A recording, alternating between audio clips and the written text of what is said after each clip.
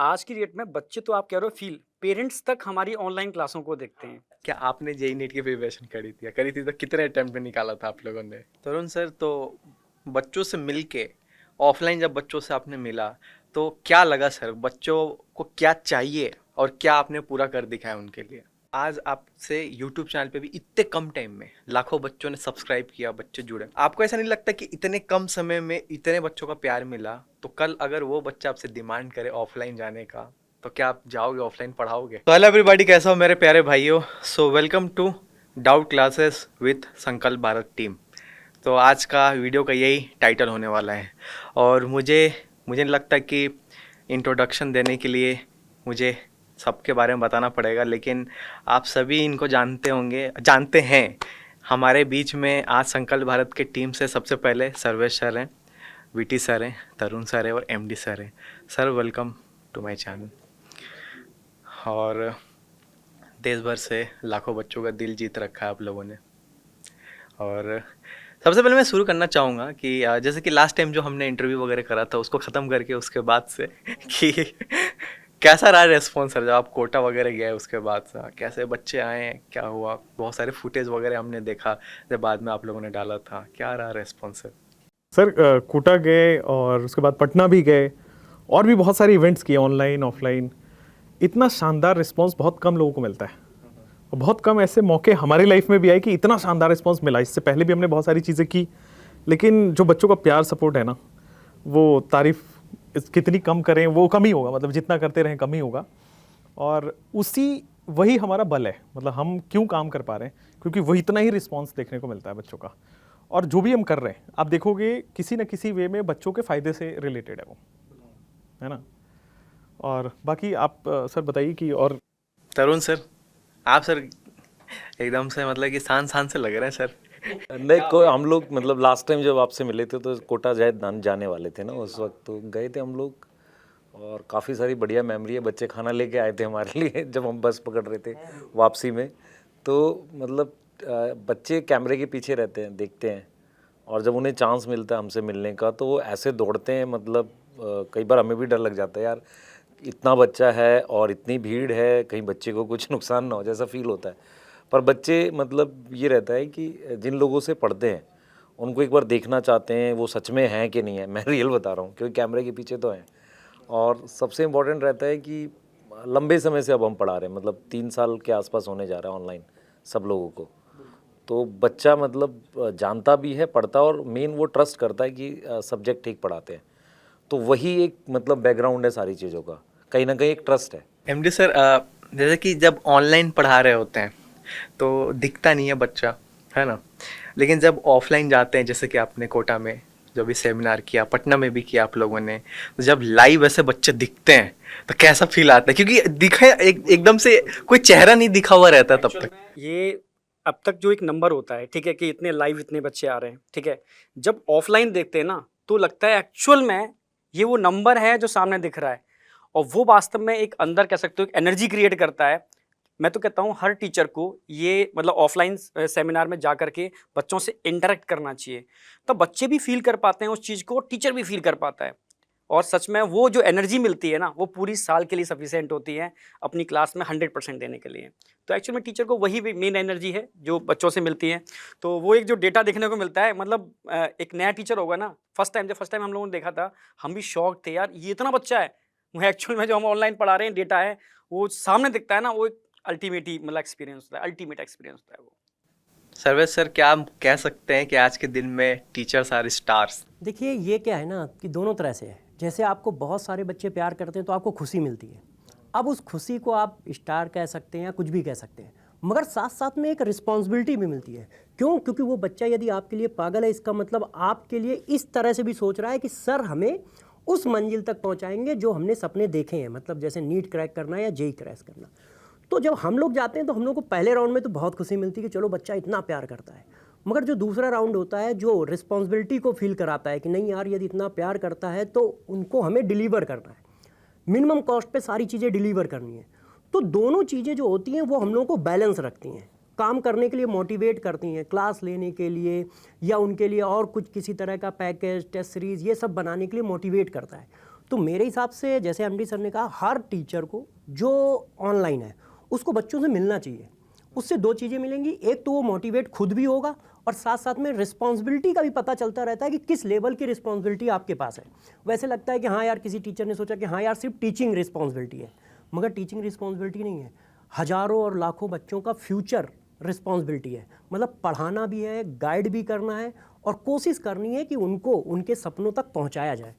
तो दोनों चीज़ें हैं, रिस्पॉन्सिबिलिटी भी है, खुशी भी है। तब भी सर अगर देखा जाए तो जैसे कि हम पहले क्या देखा करते थे न्यूज़ में कि एक मूवी स्टार जा रहा है, उसके पीछे लोग जा रहे हैं इंटरव्यू, मतलब कि सिग्नेचर लेने के लिए, उनका ऑटोग्राफ लेने के लिए, बाद में आया भाई फ़ोटो लेने के लिए जा रहे हैं। आज के दिन में टीचर आ रहे हैं, टीचर के पीछे बच्चे भाग रहे हैं, एकदम से पागल हुए पड़े हैं। ऐसा ऑनलाइन में सर, बेटी सर आप बताएं, ऑनलाइन में ऐसा क्या अलग कर रहे हैं टीचर्स? देखिए, मुझे तो लगता है ये बड़ी अच्छी चीज़ है। अगर टीचर सुपरस्टार है तो होना भी चाहिए, क्योंकि फिल्म स्टार ठीक है, आप एंटरटेन करेंगे 2-3 घंटे, ठीक है, हो गया, फिर मूवी खत्म हो गई, हो गया। पर एक टीचर जो लाइफ में चेंज कर देगा ना, जो बदलाव लाएगा, जो हम क्लास तो लेते ही हैं, मान लीजिए 2 घंटे की क्लास है तो उसमें 1.5 घंटे हम पढ़ाते हैं, बाकी के 1.5 घंटे ऐसी ऐसी ज्ञान देते हैं जो उसकी लाइफ बदल रही है। हम उसको ये भी सिखाते हैं सुबह उठना है, टाइमली डिसिप्लिन में रहना है। हम उसको ये भी बताते हैं कि आपको कई बार अप्स एंड डाउन्स फील करोगे, लेकिन उसे घबराना नहीं है। तो हम बहुत सारी चीज़ें ऐसी सिखा जाते हैं, लाइफ बना देगा उसका। तो अगर वो सुपरस्टार मान रहा है तो हमारी बातें भी मानेगा, तो उसकी लाइफ बदल जाएगी। तो अगर टीचर सुपरस्टार है तो मुझे लग रहा है देश बड़ा अच्छे रास्ते में जा रहा है। तरुण सर, तो बच्चों से मिल के, ऑफलाइन जब बच्चों से आपने मिला तो क्या लगा सर? बच्चों को क्या चाहिए और क्या आपने पूरा कर दिखाया उनके लिए? स्टार्टिंग में जब हम लोग मिलते हैं तो जैसे सर्वेश सर ने बोला ना, खुशी बहुत होती है, पर उसके साथ से जब उनसे बात करते हैं ना तो काफ़ी सारी चीज़ें बताते हैं।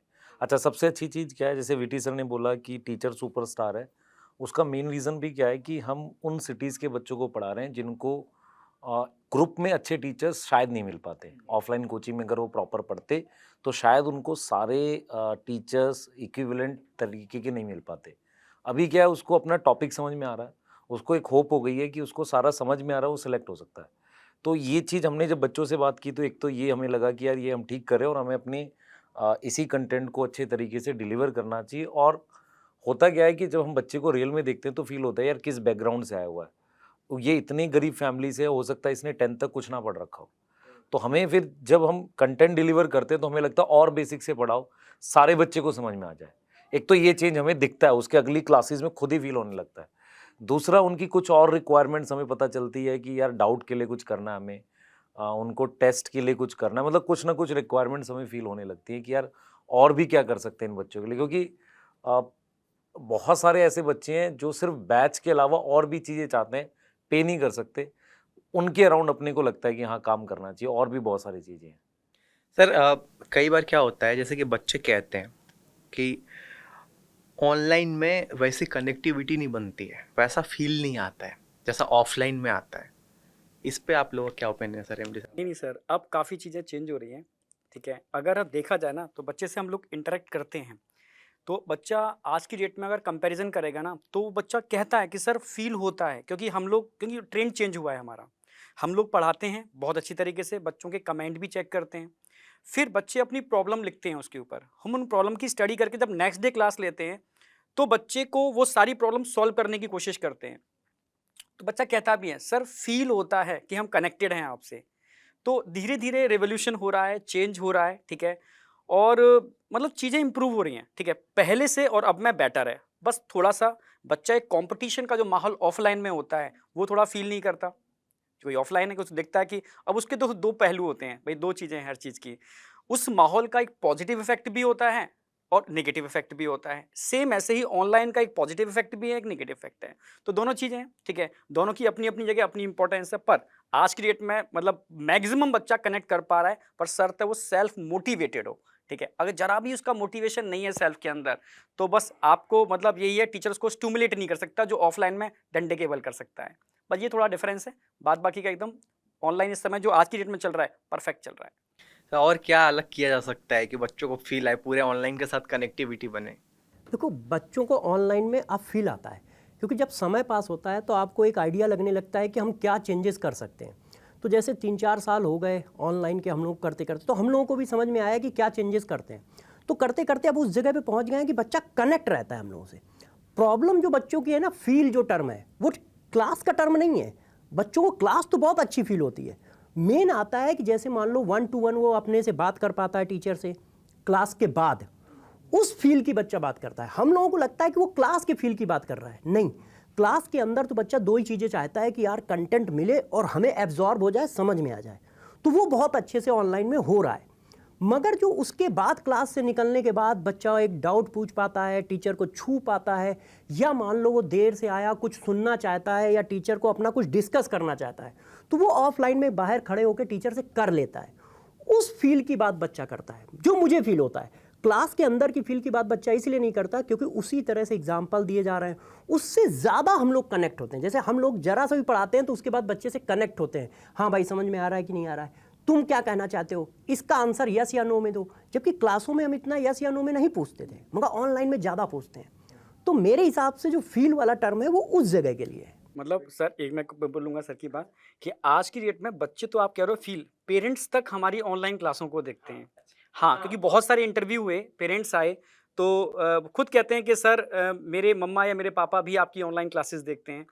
तो ये भी एक तरीके से एक मतलब रिवॉल्यूशन है, क्योंकि वो भी देख पा रहे हैं कि बच्चे को जो मटेरियल डिलीवर हो रहा है किस क्वालिटी का है, किस तरीके से समझा रहे हैं, उनको भी इंटरेस्ट क्रिएट हो रहा है। तो कहीं ना कहीं कनेक्टिविटी तो हम लोग बना के रख रहे हैं। कहीं पेरेंट्स को ये तो रिग्रेट नहीं हो रहा होगा ना कि काश ये टीचर हमारे ज़माने में होते तो हम आज IIT में होते। नहीं नहीं, बिल्कुल बिल्कुल।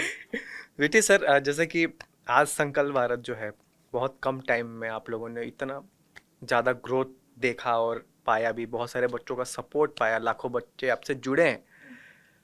ऐसा क्या आप लोगों ने अलग किया है जो बाकी एडटेक प्लेटफॉर्म नहीं कर पा रहे थे? जैसे आप पूछ रहे थे ना कि बच्चों को वो फील कैसे दिलाएं, आपको छोटा सा एग्जांपल देते हैं। संकल्प भारत प्लेटफॉर्म पे हमने अभी कुछ दिन पहले ही, बच्चा हमसे ऑडियो पे बात कर सकता है हमारी क्लास में, वो हैंड रेज करेगा, हम उसको यहाँ अलाउ करेंगे, वो हमसे पूछ सकता है डायरेक्ट। अब जैसे क्लास में वो हैंड रेज ही तो करता था, यहाँ पे बस वो कंप्यूटर पे कर रहा है। ओनली डिफरेंस जो बच रहा है ना, धीरे धीरे जैसे जैसे टेक्नोलॉजी बढ़ेगा वैसे वैसे ये गैप बहुत कम हो जाएगा। और मैं बता रहा हूँ अगले 6-7 साल शायद लग जाए या 5 साल लग जाए, ऑनलाइन इज़ द फ्यूचर, वही होने वाला है। ठीक है सर, आपका क्या मानना है इस पे? Online is the future? मैं अभी भी बोल रहा हूँ कि मतलब ऑनलाइन जो है ना वो हेल्प कर रहा है बहुत सारे बच्चों की। मैं आपको कुछ एग्जांपल्स देता हूँ। हम मतलब जैसे देख रहे हैं कि आप अगर मैसेजेस देखोगे ना, बच्चे के साथ साथ कुछ टीचर्स भी होते हैं जो हमसे सीख रहे होते हैं कैसे डिलीवर करना है। तो ऑनलाइन अलग क्यों है? क्योंकि टीचर की डिलीवरी मतलब कंपैरेटिवली बेटर इवॉल्व हो जाती है, क्योंकि जब आपके पास ऑडियंस ज़्यादा होती है ना तो उसमें कंप्लेन भी ज़्यादा होती है। तो एज अ डिलीवरी हम थोड़ा सा ज़्यादा इवॉल्व कर चुके हैं, हम ज़्यादा कोशिश करते हैं बच्चे को समझाने की। तो उससे क्या होता है कि जो हम कह रहे थे कि बच्चे को फील आएगा नहीं आएगा, एक्चुअल में क्या होता है जब बच्चा कुछ दिन पढ़ के देखता है तो उसे डिफरेंस फील होता है, वो डिफरेंस उसे फील आ देता है। पहली चीज़ तो ये है। दूसरा क्या है कि Sankalp Bharat as a proper coaching की तरह मूव कर रहा है। मीन्स कि हम शेड्यूल में पढ़ाते हैं, प्रॉपर तरीके से उसको सारी चीज़ें देने की कोशिश करते हैं और एक कनेक्टिविटी क्रिएट करते हैं कि बच्चे को सारी चीज़ मिल जाए। तो उस तरीके से हम कर रहे हैं जो हम फील करते हैं कि हाँ अलग है थोड़ा सा, वो कर रहे हैं। और दूसरा क्या कर रहे हैं, हम बीच बीच में मतलब काफ़ी सारे फ्री कोर्सेज के थ्रू यूट्यूब पे भी काम कर रहे हैं। तो बच्चों के अराउंड ही कर रहे हैं सारा कुछ, और वो धीरे धीरे जैसे जैसे सिस्टम बड़ा होता जाएगा, थोड़ा टाइम और निकलेगा, हमारी रीच और ज़्यादा बढ़ेगी। तो आप देखेंगे कि मतलब हमने काफ़ी ज़्यादा बदलाव भी कर दिए। पर हाँ अर्ली डेज़ हैं, पर हमने अभी भी बहुत सारे बच्चों को मतलब पढ़ा लिया है और पढ़ा रहे हैं। तो वो मैं मतलब बोल सकता हूँ आपको अभी। तो मेरा एक क्वेश्चन आप सभी से है कि जैसा कि आज आपसे यूट्यूब चैनल पे भी इतने कम टाइम में लाखों बच्चों ने सब्सक्राइब किया, बच्चे जुड़े, शायद पेड कोर्सेस में भी लाखों बच्चे आपसे जुड़े हों। आपको ऐसा नहीं लगता कि इतने कम समय में इतने बच्चों का प्यार मिला, तो कल अगर वो बच्चा आपसे डिमांड करे ऑफलाइन जाने का, तो क्या आप जाओगे, ऑफलाइन पढ़ाओगे? वैसे तो समय की मांग है, समय के अकॉर्डिंग हम लोग भी इतना रिजिड नहीं है कि ऐसा ही करना है। समय के अनुसार जो भी डिसीजन होगा हम लोग मतलब उसको लेते चलेंगे आगे जा करके। समय के अनुसार ऊपर से क्या होता है कि भाई आप डिसीज़न लेना इस बात पे डिपेंड करता है कि इस समय आपके पास कितनी चीज़ें हैं, आप क्या डिलीवर कर पाओगे। तो हमें डिसीजन तभी लेना चाहिए जब हमारे पास इतनी कैपेबिलिटी हो कि हम बच्चों को अच्छा कर पाएँ। जैसे हम लोग ने संकल्प भारत भी का डिसीजन तभी लिया जब हम लोगों को पता था कि हम लोग ये कर पाएंगे और बच्चों तक पहुंच पाएंगे और उन बच्चों की हेल्प कर पाएंगे। जैसे आप भी देख रहे हो कि यूट्यूब आने से, ऑनलाइन क्लास आने से जो बच्चा इंजीनियर या डॉक्टर नहीं बन सकता था क्योंकि इतनी बड़ी फीस पे नहीं कर पाता था, अब वो चांस लेता है। तो हम लोगों ने वो चांस क्रिएट किए हैं। अभी मान लो 100 चांस क्रिएट होते तो अब 200 चांस क्रिएट हो रहे हैं। तो ऑफलाइन में भी जब ऐसा लगेगा कि बच्चे बहुत ऐसा कर रहे हैं और हम लोगों के पास क्षमताएं होंगी, तो हम वहाँ पर भी जाकर उनके लिए चांस क्रिएट करेंगे फ्यूचर में। मगर हाँ, फ्यूचर के बारे में अभी ज़्यादा कुछ हम लोग कह नहीं सकते। मैं यहाँ पे बोल रहा हूँ कि जैसे क्या होगा, ऑनलाइन या ऑफलाइन हो, बेसिक सिस्टम चाहिए होता, अच्छा कंटेंट चाहिए होता, अच्छे टीचर्स चाहिए, सारी डीपीपीज बनी हो, सारे सॉल्यूशंस वगैरह सारी चीज़ें मतलब लगभग रेडी हो, तो आप कोई भी सिस्टम में जा सकते हैं, ऑनलाइन ऑफलाइन। तो जब तैयारी पूरी हो तभी करना चाहिए हमें, मतलब वो एक इम्पॉर्टेंट पार्ट है, क्योंकि कहीं ना कहीं बच्चे हैं ना, ये कोई एक्सपेरिमेंटल मटेरियल थोड़ी है कि हम जाके सीधे ओपन करें और उससे बच्चे को हार्म हो। हमें करना है तैयारी के साथ, तो कर सकते हैं जब हम तैयार होंगे और बच्चों के अकॉर्डिंग करेंगे, ऐसा नहीं कि कुछ भी कर दें, मतलब अननेसेसरी कुछ नहीं करेंगे। अभी जैसे हम ऑनलाइन में जो बच्चों का ट्रस्ट है पहले उसको पूरा करें, वो इम्पॉर्टेंट है, क्योंकि इतने सारे बच्चे जुड़े हैं। जैसे मैं हमेशा ये बात बोलता हूँ, बच्चे ने फीस मान लो हमारे कोर्सेज 2200 रुपये के हैं, कुछ 2500 के हैं, कुछ 2700 के हैं, सबसे सस्ते कोर्सेज हैं, क्वालिटी एजुकेशन दे रहे हैं। बच्चे ने तो पैसा कम दिया है पर एक्चुअल में उसने पूरा साल दिया है, तो बच्चे ने कम फीस में अपनी पूरी रिस्पॉन्सिबिलिटी हमें दी है। तो ऐसे ही उसमें फीस मैटर थोड़ी कर रही है, ऑनलाइन हो ऑफलाइन हो, उसने साल दिया है ना, तो जब वो पूरी चीज़ हम कर पाएंगे तभी मूव करेंगे। बिल्कुल, जैसे अभी आपने बोला ना कि सर आपसे ऑनलाइन में एक साथ 5 लाख या इतने लाख बच्चे जुड़ गए, ठीक है, ऑफलाइन में पेड कोर्स में भी इतने जुड़े होंगे, तो कहीं ना कहीं इसके पीछे एक ट्रस्ट फैक्टर लगता है, ठीक है।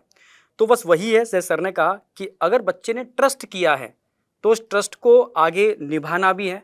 तो जब सारी तैयारी होगी बहुत बेहतरीन तरीके से, ठीक है, और डिमांड होगी, बच्चा चाहेगा, तो फिर आगे जा कर के वो चीज़ें मूवमेंट होगी। Right sir. सर जैसे कि आज के समय में इतने कम समय में आप लोगों ने जो एक्सपेंड किया, इतने सारे बच्चे जोड़े अपने साथ, तो कई सारे और भी प्लेटफॉर्म्स हैं, हालांकि मैं किसी का नाम नहीं लेना चाहूँगा, कि इंस्पायर्ड है आपसे, देख के आपको वो भी एक ऐसा लाना चाहते हैं प्लेटफॉर्म।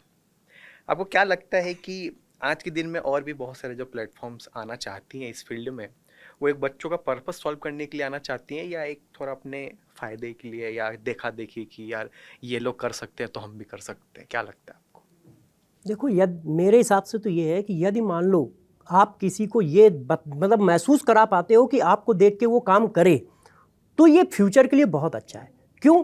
जितने ज़्यादा लोग होंगे बच्चों की उतनी ज़्यादा हेल्प होगी और उतने ज़्यादा बच्चों के पास ऑप्शन रहेंगे टीचर के फॉर्म में। हो सकता है किसी बच्चे की फ्रीक्वेंसी मेरे से मैच ना करे, मगर सर से कर जाएगी, सर से मैच ना करे तो दूसरे प्लेटफॉर्म के सर से कर जाएगी। तो अल्टीमेट वो बच्चा फ्रीक्वेंसी मैच करके एग्ज़ाम निकाल रहा है। तो मेरा तो मानना है कि यदि कोई जितने ज़्यादा लोग आ जाएं उतना ज़्यादा अच्छा है। हाँ, बस इस चीज़ का बैरियर बना रहना चाहिए कि वो बच्चा उस चीज़ को परचेज कर पाए मिनिमम कीमत पे और पढ़ पाए। तो मेरे हिसाब से तो सही है। Right sir. तो ये तो हो गया हमारा इंस्टीट्यूट लेवल पे बात। अब हम जाते हैं थोड़े बच्चों के लिए क्या किया जा रहा है। तो जो भी सर आपने बैचेस वगैरह बनाए हैं, तो क्या एम कर रहे हैं, रिजल्ट्स वगैरह कैसा रहेगा, किस तरीके से आप लोग बच्चों को पढ़ा रहे हैं, क्या एम कर रहे हैं, कैसे रिजल्ट्स वगैरह आएंगे इस बार, बच्चों का क्या एक्सपेक्टेशन है आप लोग? देखिए, हमारे प्लेटफॉर्म पे जो भी टेस्ट होते हैं ना, उसमें बहुत सारे रैंकर बच्चे हैं। हमारी उम्मीद बहुत ज़्यादा है, मतलब हम तो बहुत one of the best result देंगे अभी आने वाले टाइम में, क्योंकि उस तरह के बच्चे हमारे पास जुड़ चुके हैं। और दूसरा चीज़, क्यों इतने बच्चे अच्छे कर रहे हैं प्लेटफॉर्म से, संकल्प भारत से क्यों इतने अच्छे बच्चे, आपने पूछा था क्या हम अलग कर रहे हैं, वो भी बता देते हैं। हमारा एक चलता है मार्क्स इम्प्रूवमेंट प्रोग्राम, MIP जिसको हम बोलते हैं। ये अलग है बाकियों से, ये हमारा एफर्ट थोड़ा ज़्यादा जाता है और हम स्टार्ट भी कर चुके हैं। तो वो बच्चे जो 300 से नीचे हैं उनको हम कुछ अलग स्टाइल से, हमें पता है ना एज ए टीचर उनको क्या रिक्वायरमेंट है, क्या ऐसा देंगे कि उनको हम 600 से इधर ले आएँ। 300 वाले को 700 पे ले जाना मुश्किल है, बट कट ऑफ 650, 600, 620 पे ले आना आसान है, हाँ अगर वो मेहनत करता है तो। उसी तरह कुछ बच्चे हैं जो 400-500 पे हैं, उनके लिए एक अलग प्रोग्राम है हमारे पास। जो 600 वाला है उनके लिए अलग प्रोग्राम है, जो टॉपर है उसके लिए अलग प्रोग्राम है। ये ऑनलाइन में बड़ा रेयर है, क्योंकि इसमें लगेगा एफर्ट, इसमें लगेगा बहुत काम, इसमें लगेगा बहुत डेडिकेशन, और डेडिकेशन ही था तभी तो हम आए थे। और देखो हर डिफरेंट वैरायटी का बच्चा है, अगर हर बच्चे को उसके हिसाब के प्रोग्राम पकड़ा दिया जाए, उसके हिसाब की तैयारी करा दी जाए, तो वो सेलेक्ट हो सकता है। कुछ बच्चे जीएमसी जाएंगे, कुछ बच्चे एम्स भी जाएंगे, ठीक है, लेकिन सबकी कैपेबिलिटी पहचान के उसके तरह की सॉल्यूशन दिया जाए, वही हम कर रहे हैं। और इसीलिए हमें बिलीफ है कि इस बार तो हम फोड़ेंगे रैंक में, ठीक है। और बच्चा हमसे जो जुड़ा हुआ है, इस बार आप देखना रिजल्ट के टाइम भी हम आपसे बात करेंगे, बहुत शानदार रिजल्ट आने। सर बेस्ट रैंक्स निकालने के लिए क्या आप ऐसा अलग कर रहे हो? जैसे कि ऑफलाइन इंस्टीट्यूट का अलग होता है सिस्टम, उनका अलग बैच का सिस्टम होता है, ऑनलाइन में आप लोगों ने ऐसा क्या अलग करा? जैसे मैंने बताया ना कि प्रोग्राम सबका अलग अलग है। 300 वालों को हम कुछ और कर रहे हैं, उनको एनसीईआरटी पे फोकस करा रहे हैं, 400 वालों को एनसीईआरटी प्लस कुछ एक्स्ट्रा क्वेश्चन करा रहे हैं, 700 वालों को अलग से हम उनके क्वेश्चंस दे रहे हैं जिनसे उनका आईक्यू लेवल वाला डेवलप हो। तो उनको एनसीईआरटी तो आती है, तभी तो वो 650 पे पहुंचे हुए हैं। उनको हमें 720 तक का सफ़र तय कराना है, तो कुछ अच्छे क्वेश्चन करा रहे हैं, ज़्यादा टेस्ट दिलवा रहे हैं उनको। एग्जामिनेशन टेम्परामेंट में ऑफलाइन वाली फील के लिए, इसीलिए हमने, आपको पता भी होगा, ये मैंने पेपर पे रखा भी हुआ है, आपको दिखाने के लिए रखा था, ये हमने लॉन्च किया था NBTS। हम ऑनलाइन इंस्टीट्यूट हैं बट हम ऑफलाइन भी लेके जा रहे हैं इसको। देखो NBTS जो है, ये क्या हो रहा है, ये पेपर्स आपके सामने रखें, ये पेपर्स हम बच्चों को भेजते हैं घर पे, उनका एड्रेस लेके उनके घर पे हम डिलीवर करा रहे हैं, ताकि वो सॉल्व करे, एग्जामिनेशन को फील करे कि 3 घंटे अपने टेबल चेयर पे बैठ के आराम से टाइमर लगा के पेपर दे रहा है। ये पेड है, ये पेड है, 1000 है कॉस्ट इसका। इसमें 22 पेपर हैं और 3 ऑनलाइन भी इंक्लूड है, मतलब 25 पेपर है। आप अगर किसी से कंपेयर में फ्री है, बाकी हाँ अदर कंपैरिजन में फ्री है। और साथ में ऑफलाइन की फील इसमें इतना एडेड है, इन सब पेपर्स का ये बुक में सॉल्यूशन है, प्रिंटेड सॉल्यूशन है। आपको कहीं इधर उधर गूगल करने की जरूरत नहीं, कहीं टाइम वेस्ट करने की जरूरत नहीं है। आप सीधा काम, कहने का मतलब है, आप कह रहे हो ना रैंक कैसे लाएंगे, ज़्यादा से ज़्यादा प्रैक्टिस करा के, टेस्ट दिला के, अच्छे क्वेश्चंस करा के, एनसीईआरटी पे और ज़्यादा डेप्थ में उसकी पकड़ बना के, और इसीलिए बिलीफ है कि आएगा। जैसे रैंक के लिए, जैसे आज की डेट में देख रहे होगे आप, कट ऑफ बढ़ती जा रही है, ठीक है। एनसीईआरटी तो देखोगे हर कोई पढ़ा रहा है, ठीक है। तो हम लोगों ने, पूरी टीम ने मिलकर के ये डिस्कस किया कि कुछ डिफरेंट करो, कुछ ऐसा करो कि बच्चा टॉप रैंक फोड़ पाए। तो उसके लिए बस हम लोगों ने मिलकर के पूरा डिस्कस किया, और हम लोगों ने कहा कि अगर बच्चे को, ठीक है, एनसीईआरटी के साथ डिफरेंट टाइप के क्वेश्चन प्रैक्टिस कराए जाएं, ठीक है, बच्चे को डिफरेंट टाइप के टेस्ट दिए जाएं, तो हम लोगों ने इसलिए यहाँ पर एसएनएस और पीएनएस करके चीज़ें लॉन्च की, जिसमें हम बच्चे के टॉपिक वाइज टेस्ट लेते हैं, फिर चैप्टर वाइज टेस्ट लेते हैं, फिर यूनिट वाइज टेस्ट लेते हैं। तो ये चीज़ें कहीं ना कहीं एक रैंक को बूस्ट करने में हेल्प करती हैं। और फिर जब जरूरत पड़ी तो हम लोगों ने ऑफलाइन टेस्ट सीरीज लेकर के आए, जैसे सर ने बताया, ठीक है। तो जो बिल्कुल नो प्रॉफिट नो लॉस पर ही है, क्योंकि ट्रांसपोर्टेशन प्रिंटिंग चार्ज ही लगभग इससे ज़्यादा पड़ता है, ठीक है। तो ये एक्चुअल में ये सब चीज़ें कहीं ना कहीं उसकी रैंक बूस्ट में हेल्प करेंगी। तो मेन सबका पर्पस है, क्योंकि हम लोग जो कंटेंट दे रहे हैं वो यही सोच के दे रहे हैं कि फर्स्ट रैंक फोड़े हमारा बच्चा। तो कंटेंट में हमारे में कहीं कमी नहीं है, और हम लोग कुछ ना कुछ नया नया कंटिन्यू कर रहे हैं, यूट्यूब के माध्यम से कर रहे हैं, अपने डायरेक्टली इस माध्यम से कर रहे हैं, यानी कंटिन्यू कुछ ना कुछ ऐसा एक्सपेरिमेंट का मतलब है एकदम प्रूफ, जो ऑलरेडी हम कर चुके हैं। क्योंकि जिस तरीके से ट्रेंड चेंज हो रहा है एनटीए का, उसके हिसाब से हम लोग भी अपने पैटर्न में चेंज करते जा रहे हैं। अच्छा हाँ, बच्चा पर्सनल केयर में भी है हमारे से, मतलब इन सर से भी कुछ जुड़ा है, कुछ हमसे भी जुड़ा हुआ है, कुछ हमसे जुड़ा हुआ है।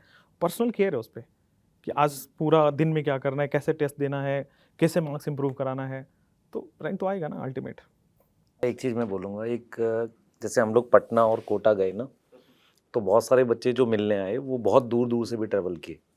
तो उनके जो कंसर्न थे, मेन कंसर्न ये था कि सर हम जिस सिटी में रहते हैं वहाँ पहले तो कोई अच्छी ऑफलाइन कोचिंग नहीं है, दूसरा अगर हम ट्रैवल करके जाते हैं ना तो हमारा 6 घंटे लगता है एक पेपर को देने जाने में, और उसके लिए भी हम 8 से 10 हज़ार रुपये की टेस्ट सीरीज़ लेंगे, फिर ट्रैवल करके जाएंगे तो 22 दिन हमें आना जाना पड़ेगा। तो जितना आपने बैच सस्ता दे दिया, आप कोई टेस्ट सीरीज़ अरेंज कर दो। तो इस पर्पज़ से हमने टेस्ट सीरीज़ निकाली थी। तो दूसरी चीज़ हमने क्या करी, इस टेस्ट को हमने खुद बनाया इन हाउस, मतलब ऐसा नहीं कि हमने बाहर से क्वेश्चन उठा लिए और ऐसा करके किया, खुद टीम लगा के प्रॉपर इसको बनाया और सही टाइम पे लॉन्च किया, ताकि बच्चे इसको लेकर टेस्ट को स्टार्ट कर सकें। मैं आपको बताता हूँ सबसे ज़्यादा लास्ट में हमें क्या क्वेरी आती है कि सर रिवीजन कैसे करनी है। तो हम 2 प्रोडक्ट अपने पैरेलल लेके चलते हैं। पहला, चैप्टर वाइज टेस्ट आपको आसानी से मिलते नहीं है बहुत सारी जगह, तो हमने चैप्टर वाइज टेस्ट अपने ऐप में करा रहे हैं बच्चों को।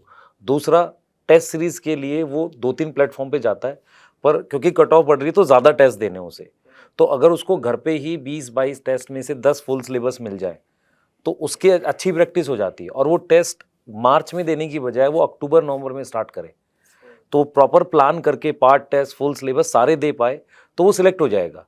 तो उस चीज़ को देखकर हमने प्लान करके किया था, क्योंकि मतलब हमारा विजन ये है कि वो बच्चा, आप ऐसे समझो ना कि जिसको मान लो 6 घंटे ट्रैवल करके टेस्ट देने जाना है, वापसी आना है, एक तो उसके बस का कितना किराया लगेगा, ऊपर से उसने उसका कोचिंग में जो फीस दी है वो 6,000 8,000 दी है, तो वो 2200 का कोर्स लेके ओवरऑल वो कम से कम 20-25 हज़ार रुपये भर देगा।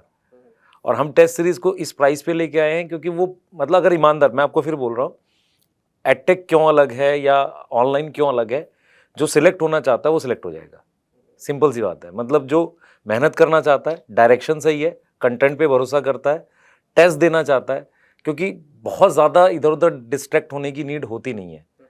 कंटेंट आपके पास है, टेस्ट आपको देना है, एनसीईआरटी पढ़नी है, मल्टीपल रिवीजन करनी है, हम सब ये बातें बोलते ही हैं, यही करना है सिलेक्ट होने के लिए, कुछ ऐसा एक्स्ट्राऑर्डिनरी करना ही नहीं है। सर पेपर जो है क्या लगता है आपको, और टफ आ रहा है या लेवल डाउन हो रहा है, क्या लगता है? बच्चे ज़्यादा हो गए हैं, पहला पॉइंट, क्योंकि नंबर ऑफ अटेम्प्ट ज़्यादा है, ड्रॉपर स्टूडेंट ज़्यादा बढ़ गए हैं। दूसरा क्या हो गया, पहले सिलेबस हमें पता नहीं रहता था कहाँ से आएगा, कहीं से भी क्वेश्चन आता था। जब कहीं से भी क्वेश्चन आता था तो टीचर उसको कवर करने के लिए बहुत एक्स्ट्रा डाटा पढ़ाया करता था, उससे बायो ऑटोमेटिकली टफ हो जाती थी। अभी जैसे जैसे डिफाइन होता जाएगा सिलेबस और बच्चे बढ़ते जाएंगे, कट ऑफ इस वजह से बढ़ रही है, मतलब बच्चा एक्यूमुलेट हो गया है। दूसरा क्या हुआ है, पिछले 2-3 साल में टाइम अलग अलग हुआ, एक बार सितंबर में हो गया, एक बार उसमें हो गया, अक्टूबर में हो गया, तो बच्चे को लगता है यार 7 ही महीने तो रह गए, फिर दे लेता हूँ।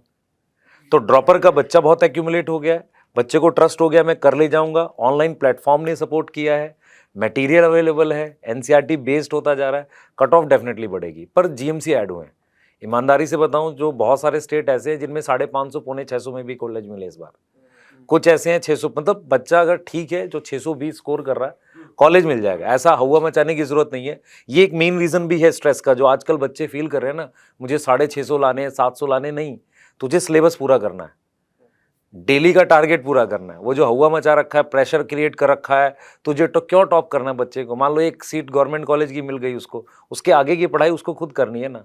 वो इंश्योर थोड़ी हो जाएगा कि मान लो किसी बहुत टॉप कॉलेज में पहुंच गया, वो उससे श्योर थोड़ी हो जाएगा कि मैं आगे एमडी क्वालिफाई करूंगा।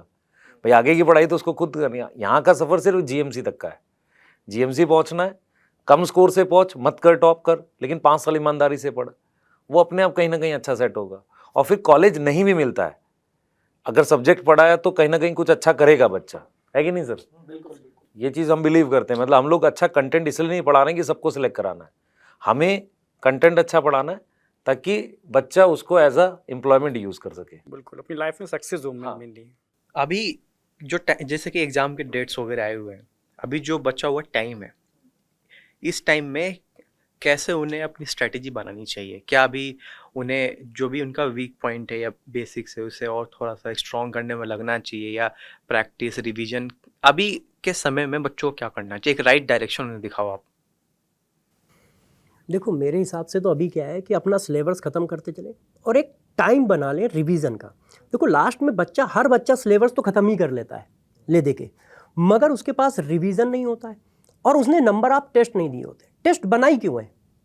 टेस्ट इसीलिए बनाए कि आपकी कमियों को पहचाना जा सके, क्योंकि आप अपनी कमियों को नहीं पहचानते हो, तभी सभी लोग कहते हैं आई एम बेस्ट। ऐसा क्यों कहते हैं? क्योंकि उनको पता ही नहीं है कि उनमें कितनी कमियां हैं। उसी तरह स्टूडेंट में कमियां कैसे निकलेंगी, वो टेस्ट होता है। तो जब रिवीजन करता है और टेस्ट देता है तो उसको पता चलने लगता है कि यार हमारी कमियां क्या क्या है। फिर वो उनको इम्प्रूव करता है, क्या करके? रिवीजन करके। उस टॉपिक का ज़्यादा रिवीजन करेगा जो टॉपिक उसका वीक है।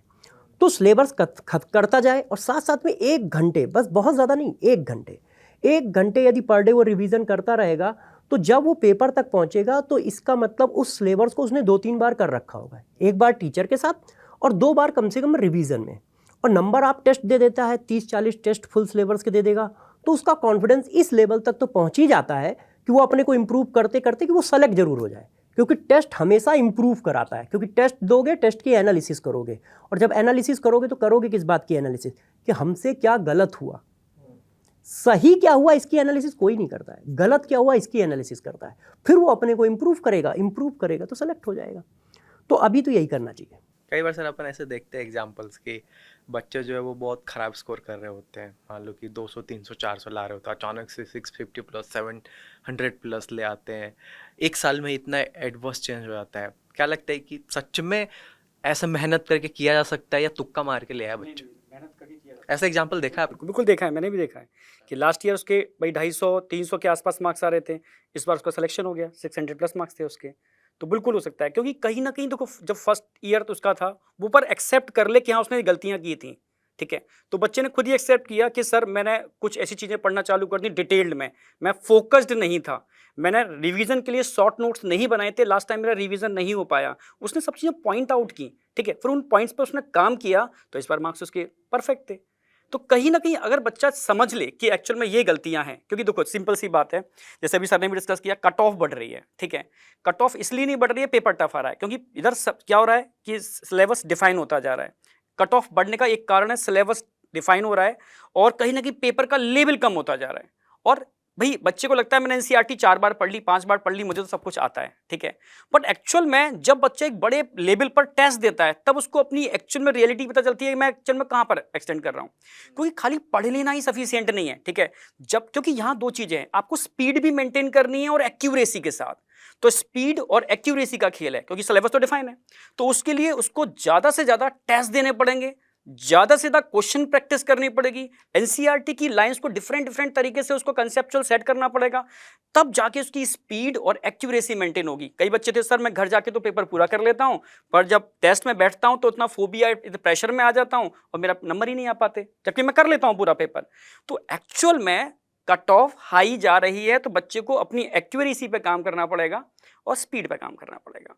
तो इन चीजों के लिए तो हम लोग कहते हैं कि बच्चे को टेस्ट पर ज्यादा फोकस करो। प्रेशर से ही जो भी आपने कहा उससे रिलेटेड ही एक सवाल है मेरा, जैसे कि आज के समय में, पहले क्या था कि सेट था कि भाई जाना है इस कोचिंग में एडमिशन लेना है, पढ़ना है, ज़्यादा ऑप्शंस नहीं थे। आज के दिन में ऑप्शंस भी ज़्यादा अवेलेबल है मार्केट में, मोटिवेट होने के लिए बहुत सारे तरीके हैं, आप फ़ोन खोलो वहाँ पे मोटिवेशंस एक से एक अवेलेबल है। स्टिल आज के दिन में बच्चा कहीं ना कहीं, हम बात नहीं कर रहे बच्चे के बारे में जो परेशान है, क्योंकि अनफॉर्चुनेटली कई बार हमारे बीच में बहुत सारी खबरें आ जाती है। तो ऐसा शोर पे अगर कोई बच्चा खड़ा है जो आपसे बहुत प्यार करता है, आप उसे क्या मैसेज दोगे? मतलब बहुत ज़्यादा परेशान है, ठीक है, हाँ। देखो मैं तो यही बच्चे को मैसेज दूंगा कि बेटा पहले तो ये देखो कि आपका जो आपने जो एम बनाया है अपना, वो आपका अपना सपना है कि आपके पेरेंट्स का सपना है। आप अपना सपना जी रहे हो या पेरेंट्स का सपने को मतलब एक बोझ बना के जी रहे हो। अगर बच्चे का वो अपना सपना है या पेरेंट्स के सपने को वास्तव में अपना सपने की तरह जीता है, तो 100% वो कर जाएगा, ठीक है। तो मैं तभी बस कहता हूं कि, और ये भी बच्चे को ध्यान रखना चाहिए कि ऐसा नहीं है कि यही एक लाइन है, इसके अलावा इंडिया में कुछ भी नहीं है।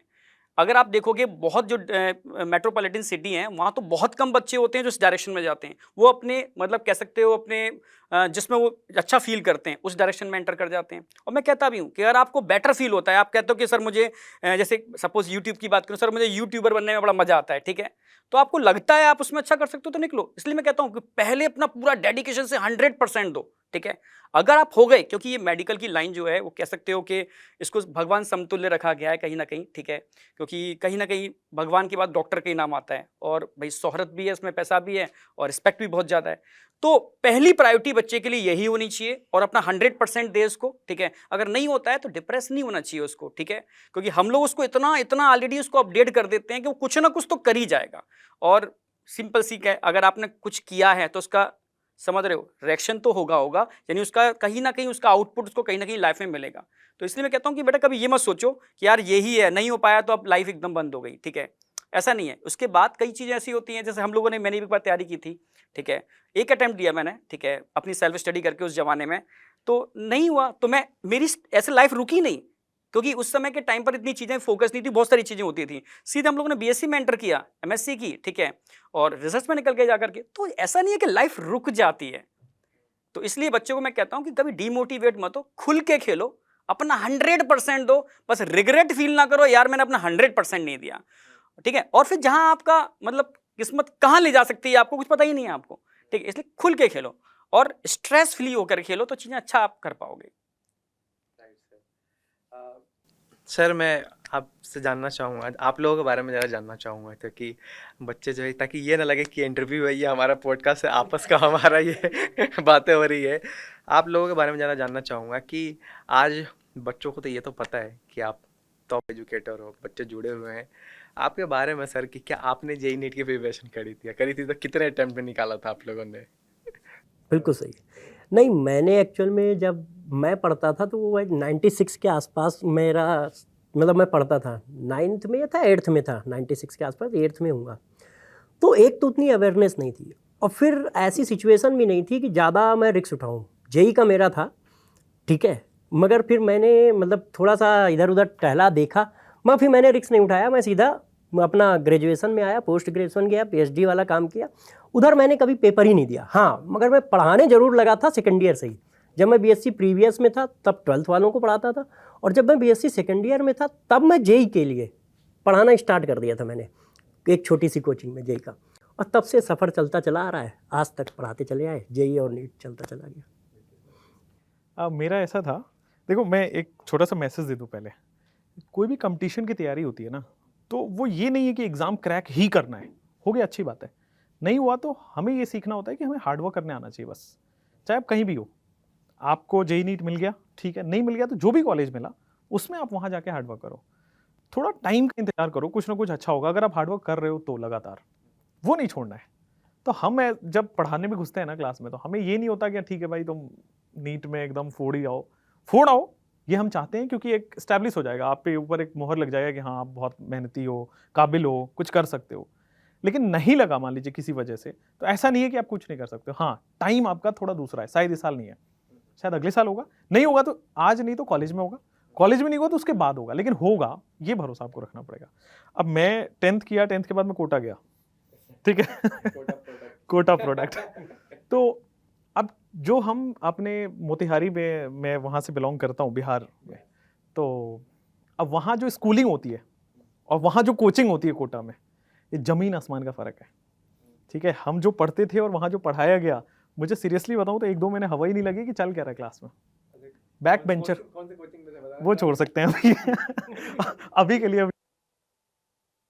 सीरियसली पता भी नहीं लगा कि चल क्या रहा है क्लास में। मुझे याद है लॉग की क्लासेस चली थी 1 महीने, लॉगरिदम पढ़ाया गया वहाँ मैथ्स में, और मैं जेईई की तैयारी कर रहा था और मुझे पता भी नहीं चला। फर्स्ट अटेम्प्ट तो कब आया कब गया, लाइफ ही वो याद भी नहीं है सीरियसली बताऊँ तो, इतना बुरा मेमोरी है, याद भी नहीं करना चाहते सेकंड अटेम्प्ट दिया, उसमें एआई ट्रिपल में मेरी रैंक आई। उसके बाद मैंने जेईई किया, बीटेक कंप्यूटर साइंस किया, उसके बाद आगे निकल गया। लेकिन एक मैसेज वही है कि ऐसा नहीं है कि आप आईआईटी फोड़ो, आईआईटी में जाओ या आप उसी में अच्छा रैंक लाओ फिर प्रूव करो अपने आप को, ऐसा नहीं होता है। आप अपने आप लाइफ में ये सीख जाओ कि मुझे इस प्रेजेंट सिचुएशन में 100% देना है। मैं कॉलेज में भी था, वहाँ हाई मार्क्स लेके आता था, वहाँ अपनी ईमानदारी से प्रोजेक्ट किया, और मुझे ये पता था मेरा तो पैशन है टीचिंग, मुझे पढ़ाने में मज़ा आता है, तो मुझे इधर ही आना था। तो मैं एमएनसी में मैं जॉब छोड़ के फिर मैं इधर आया। मतलब मैं कॉलेज में अच्छा किया तो मैं एमएनसी में गया, प्लेसमेंट हुई, बट जॉब छोड़ के फिर मैं इधर आ गया लाइन में। तभी सर आप इंस्पिरेशन हो उन हजारों बच्चों के लिए जो सोचते हैं कि भाई नहीं सिलेक्शन हो या टॉपर नहीं बने तो कुछ नहीं। आज आपको कौन नहीं जानता है ना, कोई फर्क ही नहीं पड़ता कि अगर आपका कॉलेज में सिलेक्शन हुआ या नहीं हुआ। सही बताऊं मैं आपको, अगर आप हार्ड वर्किंग हो तो हाँ आप फर्क पड़वा सकते हो, अपना नाम बना सकते हो कुछ अलग लेवल पे। आप ही का एग्जांपल लूं मैं अरे आप भी इंजीनियर हो हाँ, और आप देखो बट नॉन आईआईटीएन नहीं, उससे क्या फर्क पड़ता है आप बताओ। कितने लोग जानते हैं और कितने आईआईटीएन को आप जानते हो? आपको मैं बता दूं, पिछले साल का AR 168 क्या था नहीं पता लोगों को, AR 1000 क्या था नहीं पता, लेकिन आपको लोग जानते हैं। मैं वही कहता हूँ, अगर आप मेहनत करोगे ना किसी भी फील्ड में, आप अपना नाम बना लोगे, वेरी सिंपल, एनी टाइम। मैं भी एक पॉइंट बोलता हूँ, जो भी आज कोटा से सभी बच्चे कनेक्टेड है वहाँ पे मेरे से, तो मैं उन्हें यही कहता हूँ कि अगर जेईई नीट ना निकले तो ये ना सोचना कि लाइफ का ये एंड है। बस तकलीफ तब अपने मन में रखना जब तुम्हारा सिलेक्शन ना हो, ये सोच के कि मैंने मेहनत नहीं की। अगर तुमने आखिरी, क्योंकि सबका एक लेवल होता है, उस लेवल तक तुमने मेहनत किया, उसके बाद भी सिलेक्शन नहीं हुआ, तो कम से कम सेटिस्फाई रहना कि आखिरी तक तुमने कोशिश किया। क्योंकि ये जो मेहनत करना सीख के जाओगे ना, ये आगे जरूर लाइफ में काम आएगा। क्योंकि कहीं ना कहीं सर वो रात भर जगना मैंने जो सीखा कोटा में, एक दूसरे को देख के जेलसी की, और यार वो कर रहा है तो मैं नहीं, क्यों नहीं कर रहा, ये कहीं ना कहीं कोचिंग डिफरेंट फील्ड में मैं कर पाया। हाँ, सिखाता बहुत है कोचिंग, डिसिप्लिन sir. सिखाता है, हार्डवर्क करना सिखाता है, किसी भी ऑड परिस्थिति जब बनती है उसमें भी आपको लड़ना सिखाता है। तो एक अच्छी चीज़ है, ये बुरी चीज़ नहीं, अच्छी चीज़ है, बस हाँ हम इसको कैसे लेते हैं अपने लाइफ के ऊपर, ये एंड तो कभी होता ही नहीं सर, लाइफ तो हमेशा ऑन गोइंग है, इन्फिनिटी है। कहते हैं ना 7 जन्म में अगर विश्वास रखते हैं, अगले साल फिर अगली बार फिर आना है, टेंशन क्या है। तो ये तो इन्फिनिटी है, चलते जाना है, एंड तो फुल स्टॉप तो कहीं है ही नहीं। कंडीशन नहीं बनी, वैसे कंडीशन नहीं बनी, ड्रॉप नहीं किया तो सही है। पर ये है कि मतलब एज अ टीचर मैं ये मानता हूँ कि हम हर साल वो चीज़ें पढ़ाते हैं, तो हमें पता रहता है कि क्या पढ़ाना है क्या नहीं पढ़ाना। दूसरा क्या है कि मतलब बच्चे को जो जैसे वीटी सर बोल रहे हैं ना, लाइफ में तैयारी करना आ जाना चाहिए, वो डिसिप्लिन सिखाया जाता है, फाइट करना सिखाया जाता है। क्योंकि सिर्फ ये नहीं है ना, मान लो मैं एक बार सिलेक्ट हो गया, क्या फाइट खत्म हो गई? फाइट तो रहती है लाइफ में हर वक्त, मतलब चैलेंजेस सामने रहते हैं, तो बस चैलेंज फेस करना सीखना है। और मतलब ये भी सीखना है कि यार हम हमेशा अपने से ऊपर क्यों देख रहे हैं, अपने से नीचे भी तो देखना चाहिए यार, लोग कितने परेशान हैं, उनको वो चीज़ें मिल नहीं रही है, तो उनको भी देखेंगे तो अपने को लगेगा कि यार अपना कुछ और अच्छा करते हैं लाइफ में, है ना। लगा रहता है ये लाइफ में हमेशा बना रहता है। एक मोटिवेशन ये होना चाहिए कि कुछ अच्छा करना है, और जो लोग हमसे जुड़े हुए हैं उन्हें तकलीफ कम पहुँचे, खासकर पेरेंट्स, तो उनके अराउंड काम करना है। उनका ड्रीम है, ठीक है, वो चाहते हैं अच्छा करना, तो उनको पता है कि हम मेहनत करेंगे, कभी ना कभी अच्छा करेंगे बच्चों के लिए, तो मैं यही बोलूँगा। और हम जिस समय हम लोग सोच रहे थे तैयारी करने की, उस समय शायद रिसोर्सेज नहीं थे, और फिर उसके बाद वैसा कुछ बना ही नहीं। और अब क्या है, बच्चों के पास, मैं फ्रेंकली बोल रहा हूँ, अब बच्चों के पास ज़्यादा रिसोर्सेज हैं एज़ कम्पेयर टू पहले जो हुआ करते थे, और गाइडेंस भी ज़्यादा है। उनको अपना सही जोन पहचानना है, मेहनत करनी है, और कोई भी सिलेक्ट हो सकता है। ये बहुत अच्छी बात है कि कोई भी सिलेक्ट हो सकता है, और ये भी अच्छी बात है कि आपको चाहे कितने रिसोर्सेज दे दें, कितनी कोचिंग दे दें, आप टॉप में भी पढ़ के सिलेक्ट नहीं होंगे अगर आप अपनी तरफ से मेहनत नहीं कर रहे। तो ओपन हो गया सब, ये मतलब सबसे अच्छा हुआ है। अभी क्या है कि आप लोग जैसे गाइड करते हैं, और भी लोग, मतलब बहुत सारे MBBS स्टूडेंट्स हैं जो गाइड करते हैं, फिर सब जगह से मतलब उनको टीचिंग मिल ही रही है, रिसोर्सेज मिल ही रहे हैं, तो बच्चा सिलेक्ट हो सकता है। बस ये है कि हाँ ठीक है, नहीं हुए तो आगे बढ़ो। और इस जो एज होती है ना 17-18 साल की, वहाँ एक्सेप्टेंस नहीं आती, फेल होने के बाद एक्सेप्टेंस आती नहीं, यार ये हुआ क्यों नहीं। क्योंकि इसके पहले वो फेल नहीं जानते थे ना होता क्या। स्कूल में सब अपने आप में माहिर होते हैं, एकदम हीरो होते हैं कि मैं जो चाहूँ वो कर सकता हूँ। वही एक लाइन ड्रॉ कर लेनी है कि यार मैं फेल हुआ, मैंने मेहनत करी, एक्सेप्ट ये कर लो कि ये चीज़ मेरे लिए नहीं बनी थी, कुछ और अच्छा हो जाएगा, ये एक्सेप्ट कर लो बस, कि लाइफ में मेहनत तो करी है ना, कुछ सीखा है, वो खराब कहाँ जाएगा, वो तो जाता ही नहीं। ऐसे हमने थोड़ा बहुत एटीट्यूड होना चाहिए कि यहाँ नहीं कहीं और सही, करेंगे जरूर। सर सर आपकी क्या रही तैयारी की? देखो तैयारी के तो कुछ नहीं, हम लोग गवर्नमेंट स्कूल में पढ़े थे, तो उस समय इतना नहीं जानते थे कि यार ये भी होता है, ठीक है। फिर वही नॉर्मल रूटीन होता था उस समय पे, भाई 12th किया आपने, BSc में एडमिशन करा दिया गया, तब देखा कि यार कुछ लोग नहीं आते थे यार, तैयारी भी होती है, तो एक बार ट्राई किया हमने खुद अपना मारा, ठीक है, सेल्फ स्टडी करके। हाँ नहीं हुआ, पर ऐसा नहीं रुक गए, तो फर्स्ट ईयर हो गई थी, सेकंड ईयर थर्ड ईयर की, तो अगेन MSc में आ गए। पर हाँ कहीं ना कहीं कुछ चीज़ें ऐसी थी कि मैंने भी, एक परिस्थितियाँ थी, तो पढ़ाना स्टार्ट किया था उस समय, तो उससे कुछ चीज़ें मिली, पर वो मेरा एक एम नहीं था पढ़ाना, वो एक टेम्परेरी कुछ रिक्वायरमेंट थी इसलिए। तो सेम ऐसी MSc की, MSc करके फिर एक एग्ज़ाम होता है, वो एग्ज़ाम फोड़ा, ठीक है, रिसर्च में आ गए, ठीक है। फिर ऐसा, तभी तुम बच्चों से कहता हूँ कि ऐसा नहीं है कि यार ये चीज़ नहीं हुई तो सब चीज़ें रुक जाती हैं, ठीक है। उधर रिसर्च में फोड़ा हम लोगों ने, ढेर सारे रिसर्च पेपर निकाले, ठीक है, वहाँ बहुत अच्छा काम किया रिसर्च के अंदर, ठीक है। फिर एक कंडीशन आई जिसमें फिर अगेन पढ़ाना स्टार्ट किया, ठीक है। जब पढ़ाना स्टार्ट किया तो फील आया कि कंपैरिजन किया कि एक्चुअल में आपके लिए क्या चीज़ बनी है, ठीक है। तो बच्चों ने कहा सर आप सिर्फ पढ़ाने के लिए बने हो। तो फिर मैंने वापस शायद मुड़ के नहीं देखा कि यार मुझे उस फील्ड में भी जाना है, पढ़ाने के लिए बना हो तो ठीक है, मुझे फील आने लगा यार मज़ा आ रहा है, ठीक है, और ठीक है अच्छी लाइन है। फिर हम लोग उस कंटिन्यूस लाइन में लग गए और आपके सामने बैठे हैं आज। तो सर ये आप लोग तो इंस्पिरेशन हो, तो जो बच्चे अगर कुछ गलत कदम उठाने का सोचते हैं, वो अगर आपकी स्टोरी सुन ले तो उनके लिए बहुत बड़ी बात होगी कि आज आपको कौन नहीं जानता है। देश भर से लाखों बच्चे आपसे जुड़े हुए हैं और लाखों बच्चे इंस्पायर्ड है आपसे। सर मेरा जो लास्ट आप लोगों से सवाल रहेगा, काफ़ी लंबा हो गया हमारा सेशन थैंक्स कि आप लोगों ने अपने बिजी स्केड्यूल से टाइम दिया कि संकल्प भारत जो है क्या अभी और लाने वाला है, जो भी अभी बच्चे कुछ टाइम है बच्चों के लिए, क्या आप अभी लेके आने वाले हैं कोर्सेज, बैच, जैसे कुछ भी ऐसा क्या आप करने वाले हैं, क्या अलग करने वाले हैं, क्या अभी लाने वाले हैं? बिल्कुल, अभी टेस्ट सीरीज हम लोगों ने लॉन्च की ही है, ठीक है। अभी हम लोग 3.0 अभी जस्ट लॉन्च किए हैं बच्चों के लिए, बच्चों की डिमांड पर कि हाँ ज़रूरत है इस समय बच्चे को। कई बच्चे कहते थे कि सर एक इस समय कुछ ऐसा लॉन्च करो कि अगेन हम डिटेल्ड में लास्ट टाइम तक, क्योंकि अभी टाइम मिल रहा है बच्चे को 6-7 महीने का, तो उसमें हम करा देंगे। आगे भी हम प्लानिंग कर रहे हैं बहुत सारी कि अकॉर्डिंग टू टाइम, जैसे डिफरेंट टाइप के कह सकते हो क्रैश कोर्सेज लेके आने वाले हैं, ठीक है, कुछ फास्ट ट्रैक लेकर के आने वाले हैं, यानी लास्ट टाइम तक जो बेस्ट से बेस्ट हो सकता है बच्चे के लिए लाते रहेंगे। पर आगे के टारगेट वही हैं, समय के अनुसार चीज़ें हम लोग क्रैश कोर्स, मतलब आगे का जो हमारा टारगेट रहेगा। अभी जैसे क्या होता है ना, ऑफलाइन में बच्चे पढ़ रहे होंगे या डिफरेंट ऑनलाइन प्लेटफॉर्म पे बच्चा पढ़ रहा है, तो कुछ बच्चे ऐसे होंगे जिनका फ्रीक्वेंसी मैच नहीं हुआ होगा। ऐसा नहीं कि सिस्टम खराब है, कुछ खराब है, फ्रीक्वेंसी मैच नहीं हुआ, वो इनडिसिप्लिन हो गया, किसी वजह से तबीयत खराब हो गई। तो बहुत सारा ऐसा मास है अभी जिसको शायद एक मौके की तलाश है। मुझे लगता है कि एक मौका दे दिया जाए अगर अच्छे से, और वो डिसिप्लिन हो गया, दोबारा वो गलतियाँ नहीं रिपीट करे, तो बच्चे कुछ टाइम में अच्छा निकाल सकता है वो। अच्छा का मतलब गवर्नमेंट मेडिकल कॉलेज में जा सकता है वो, है ना। तो उसी के लिए हमने सब लोगों ने मिलकर एक 5 अक्टूबर से ही हम स्टार्ट भी कर रहे हैं। न्यूट्रॉन जो हमारा यूएसपी बैच है, जो सबसे ज़्यादा बच्चे उसमें पढ़ रहे हैं, मतलब लाखों बच्चे पढ़ रहे हैं, आपको मैं टू बी स्पेसिफिक बहुत लाख से ऊपर है ना। और उसमें उसी का 3.0 बैच, मतलब 1.0 2.0 स्टार्ट हो चुका है ऑलरेडी, बहुत पढ़ रहे हैं। 3.0 5 अक्टूबर से ही कर रहे थे। अब सही टाइम पे आ गए हो, तो मैंने कहा कि चलो बता देते हैं, क्योंकि बहुत सारे बच्चे आपके ऑफलाइन वाले देखते हैं कोटा में, पटना में, और अगर ऑप्शन की वजह से मुझे लगता है कोई रह जाए तो ये नाइंसाफ़ी है। ऑप्शन दिया जाए और फिर कुछ ना कुछ कोशिश करके अच्छा ही होता है, बच्चों का अच्छा ही होगा। हाँ, मैं बस ये कहना चाह रहा था कि एक ड्रीम हम लोग का ये बचा है कि कहीं ना कहीं बच्चे को जो मतलब फील करते हैं गाइडेंस को लेके, शायद कुछ मेंटरशिप को लेके हम कर पाए फ्यूचर में, और डाउट्स को लेके भी कुछ करना चाह रहे हैं, मतलब उसके अराउंड काम कर रहे हैं, कुछ बेटर कर पाएँ बच्चों के लिए, क्योंकि ये कई ऐसे एरिया है जो अनटच हैं। मतलब मैं फ्रेंकली बोलूँ कि हो सकता है नेक्स्ट टाइम आपसे मिले हम और कुछ कर चुके हों, है ना, तो आपको ज़रूर बताएंगे कि हमने इन पे काम किया, कर रहे हैं, उसके पीछे प्लानिंग कर रहे हैं।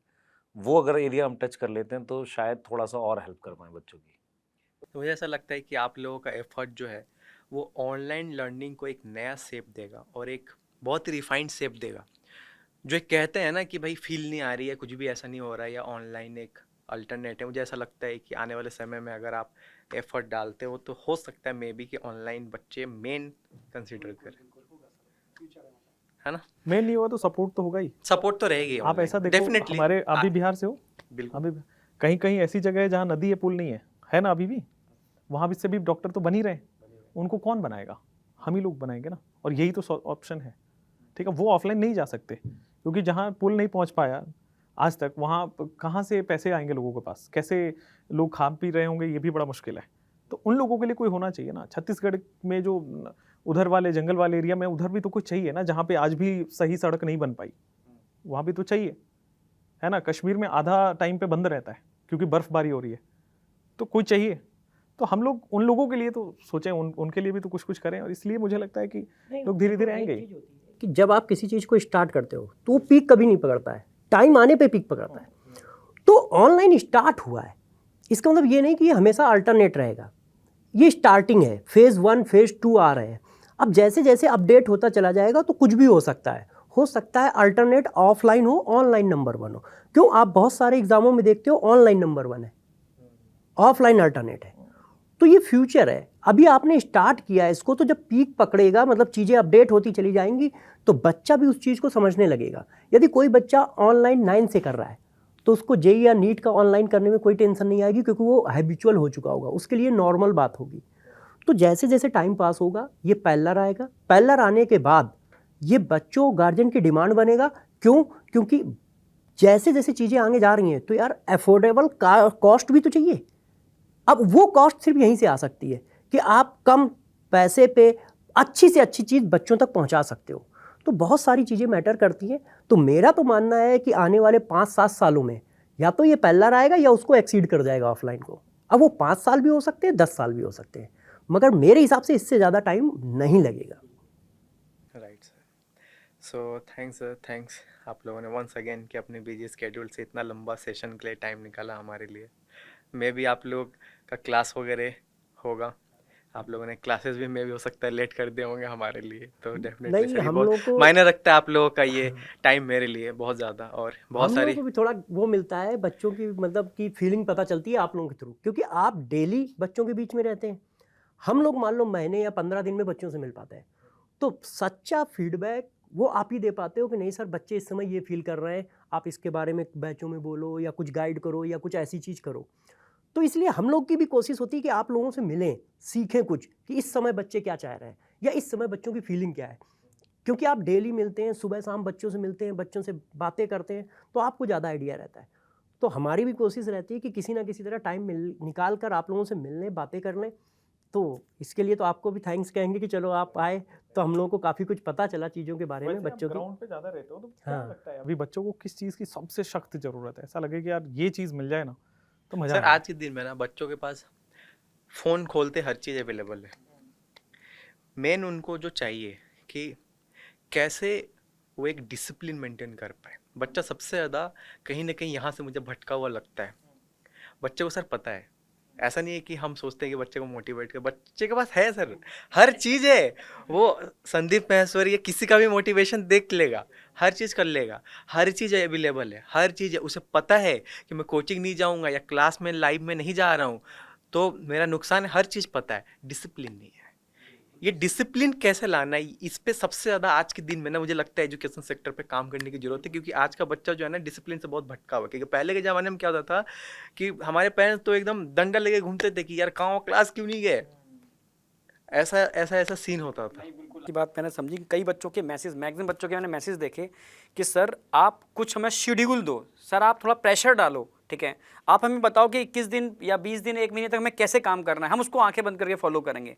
मतलब बच्चा आप सही करो भटका हुआ है, वो समझ नहीं पा रहा किस समय क्या करना है। मैं आपको बताता हूँ सर, बच्चा जो है ना, एक होता है ना लुभाना, जैसे कि क्या होता है ना कि हमें जरूरत ही नहीं है किसी को बताने की ये गाने सुन लो वो सुन लो, नहीं उसको इस मज़ा आना चाहिए, कनेक्टिविटी बननी चाहिए। वैसे ना ऐसा लगे ना कि लेक्चर उसको लगे कि जैसे गाना सुनने में मज़ा आता है, एक मूवी देखने में मज़ा आता है, एक कनेक्टिविटी बने ना सर। मुझे ऐसा लगता है कि आप लोग कर सकते हैं, क्योंकि ऑनलाइन फील्ड में सर आप लोगों ने बहुत अच्छा बना रखा है। और आप ज़रा भी इसमें अगर आप R&D करोगे तो डेफिनेटली आप कुछ अच्छा ला सकते हो। बच्चा जिससे कनेक्टेड हो, डिसिप्लिन्ड हो, उसके बाद तो सर नहीं बिल्कुल, आगे हम लोग मिलके इस पर काम करेंगे और बहुत और बेटर करेंगे इस पर, बहुत जरूरी है। भाई आप बच्चों के और हमारे बीच के मीडिएटर हो, जैसे कनेक्टिंग लिंक, तो आपकी इंपॉर्टेंस बहुत मतलब यहाँ पर रोल प्ले करती है। तो मैं तो कहूँ समय समय पर सेशन होने चाहिए, ठीक है, बच्चों की आप बातें हमारे तक और हमारी बातें बच्चों तक पहुँचा पाओ, तो इसके लिए बहुत शुक्रिया। ओके सर, तो बस आज के सेशन एंड करते हैं। Thanks sir, thanks again, thanks for joining, thanks for watching, have a nice day ahead.